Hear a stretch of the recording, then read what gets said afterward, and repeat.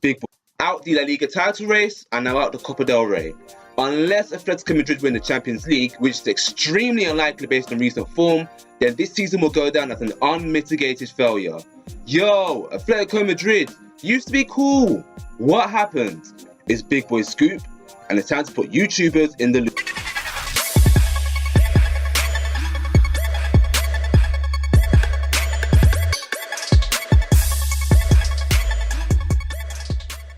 As you all probably know by now, Barcelona won the semi-final 3-2 in aggregate, and whilst the result was close, Atletico did everything in their power to lose against an underwhelming Barca. Yannick Carrasco missed multiple chances before getting idiotically sent off, and Kevin Gamero missed a penalty late in the game, ensuring they lost against the 9 men of Barca. Not to mention, in the first half of the first leg, they were absolutely annihilated by a Luis Suarez solo and a Messi curler. But this is nothing new. This season has been one big fat disappointment. The number one reason for their struggles has been their failure to evolve from warmongering defensive warriors relying on sporadic moments of magic to a complete side that can commit men in numbers without it being defensive suicide. Right now, Atletico are somewhere in the middle, and as a result, they are conceding more. That said, they are still strong in that department, but crucially, they are more sporadic going forward. When it clicks, they'll thrash Granada 7-1 and beat Bayern Munich. At their worst, they'll lose 3-0 to Real Madrid and Villarreal and never look like scoring. 100% this is down to Simeone's inability to sign top attacking talent. I still think he's the best manager in the world. The job he's done at Atletico, taking a mid-table team to the top of the world, is unmatched by anyone in recent years, aside from Klopp and to a lesser degree Conte.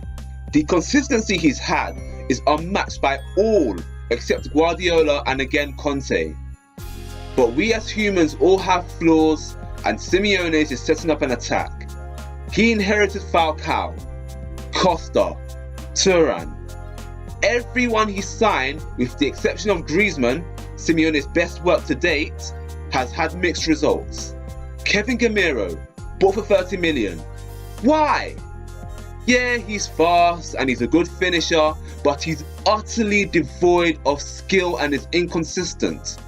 He started this season in decent form, but has fizzled out, and he's now being dropped for a nearly 33-year-old Fernando Torres. He disappears against teams who park the bus, and is inadequate against the bigger sides. There's a reason why Gamero was nothing more than backup for PSG and Sevilla, and they're inferior teams.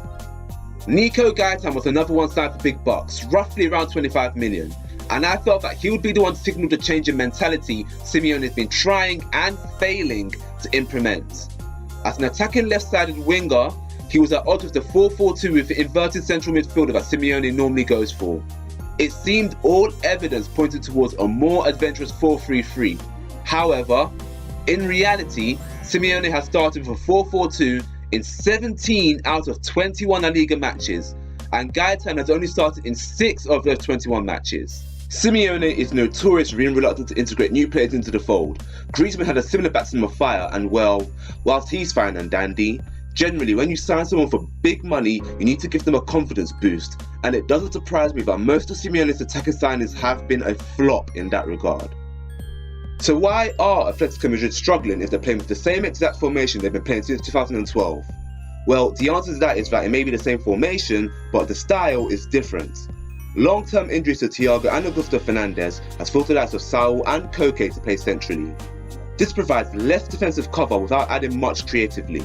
Without at least one of them on the wing, the likes of Carrasco, Correa and Gaitan are on the wing, and they are more reckless in possession and are inconsistent going forward, which means more goals conceded, less goals scored. Finally, there's also the argument that the heartbreaking way Atletico Madrid lost the Champions League final and the La Liga title race last season has deflated their usual fighting spirit.